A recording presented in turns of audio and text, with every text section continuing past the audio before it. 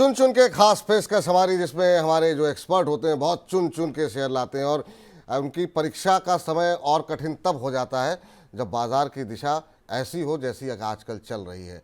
एक दिन बाजार नया हाई बनाता है और दूसरे दिन ही पैनिक देखने को मिलता है। तीसरे दिन बाजार गिरता है और दोपहर के बाद से हम देखते हैं कि एक शानदार रिकवरी देखने को मिलती है। ऐसे में क्या चुने क्या नहीं, चलते हैं अरुण जी के पास। अरुण सर, बहुत सारे दर्शकों के सवाल आए और सब जो है आपसे जानना चाह रहे हैं इस समय क्या खरीदा जाए। पहले तो बताइए कौन से शेयर आपने सेलेक्ट किए हैं। देखिए विपुल जी, मुझे वैसे तो हाई बीटा स्टॉक्स भी काफी अच्छे लग रहे हैं, पर मूड और माहौल थोड़ा खराब है, इसलिए 500 पॉइंट ऑलरेडी निफ्टी के ऊपर है, इसलिए मैं थोड़ा डिफेंसिव साइड स्टॉक दे रहा हूँ। पर दोनों ही फ्रंटलाइन स्टॉक्स है और जब मोमेंटम इन दोनों स्टॉक्स में आता है तो काफी अच्छा देखने को मिलता है। तो पहला स्टॉक होगा सन फार्मा। सन फार्मा में मुझे लग रहा है अच्छा बेस फॉर्मेशन हो चुका है और करंट लेवल के आसपास इसको बाय करके चले। 1475 1480 के आसपास चल रहा है, तो इसको करंट लेवल पे बाय करें। 1438 का स्टॉप लॉस लगाएं और 1548 का टारगेट रखें। सन फार्मा मुझे लग रहा है एक आउट परफॉर्मेंस जरूर दिखा सकता है।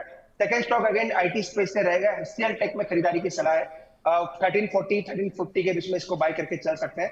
1310 का स्टॉप लॉस लगाएं और 1425 का टारगेट रखें। दोनों स्टॉक मुझे लग रहा है फ्रंट लाइन स्टॉक्स है, तो कोई इसमें कोई बड़ा आपको गिरावट के भी संकेत नहीं नजर आ रहे। सेकेंडली, अगर स्टॉक अटक भी जाता है तो मुझे लग रहा है जैसे मार्केट में रिकवरी आती है तो वापस इसमें उछाल देखने को मिल सकता है। तो सन फार्मा और एचसीएल टेक दोनों ही बाय करके चल सकते हैं। सन फार्मा और एचसीएल टेक, जी हाँ, दोनों ही ऐसी थीम इस समय पकड़ी है अरुण जी ने, जो कि अब ऐसे माहौल में चलती हुई दिखाई दे रही है। एक तो फार्मा और एफएमसीजी में हमने देखा, एफएमसीजी में उन्होंने बहुत सारे शेयर रिकमेंड किए हैं। तो जो लोग भी अपना पोर्टफोलियो बना रहे हैं या शुरू करना चाह रहे हैं, तो ये एफएमसीजी के सेगमेंट में जब हम मजीद स्टॉक्स डिस्कस कर रहे थे तो बहुत सारे शेयर रिकमेंड किए गए। अभी फार्मा चल रहा है, फार्मा में सन फार्मा दिया जा रहा है। आईटी में अब रिकवरी आने के संकेत मिल रहे हैं, कल भी रहे और आज भी हैं। तो क्या अब आईटी में दांव लगाया जा सकता है? उसके लिए एचसीएल टेक आपके सामने है। 1350 के आसपास खरीदिए, 1310 का एक स्टॉप लॉस, 1425 का लक्ष्य यहाँ पर देखने को मिल सकता है। इसके अलावा जो सन फार्मा को जरा स्क्रीन पर ले आइए, सन फार्मा पे जो लक्ष्य दिए गए हैं वो 1475 के आसपास खरीदने की सलाह है। 1548 के लक्ष्य यहाँ पर देखने को मिल सकते हैं। 1438 का स्टॉप लॉस जो है यहाँ पर लगाने की सलाह दी जा रही है। और दोनों ही जो कंपनियाँ हैं वो अपने क्षेत्र की दिग्गज कंपनियाँ हैं, तो अगर आप लंबी अवधि का भी नज़रिया ले रहे हैं यहाँ पर तो कोई आपत्ति नहीं होनी चाहिए।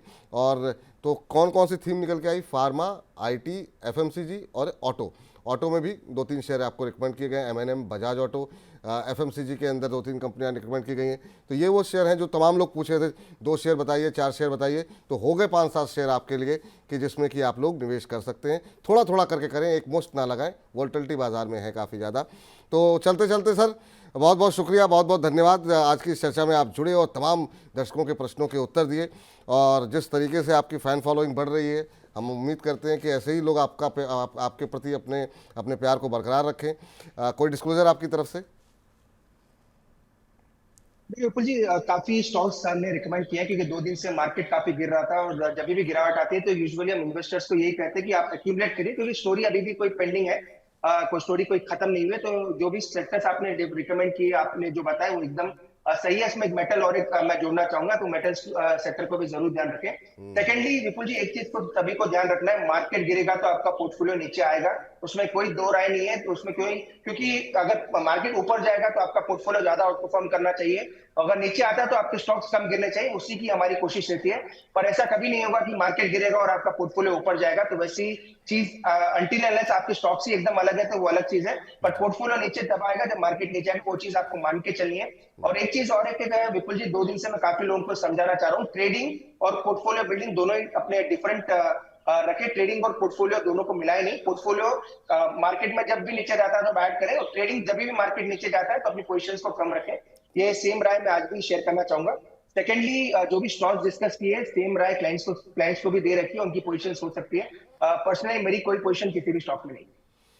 बहुत बहुत शुक्रिया सर, बहुत बहुत धन्यवाद एक बार फिर से आपका आज के महत्वपूर्ण दिन जुड़ने के लिए और हमारे तमाम दर्शक जो थोड़े घबराए हुए थे उनको ढांढस देने के लिए, उनका धैर्य बढ़ाने के लिए बहुत बहुत धन्यवाद आपका। Thank you.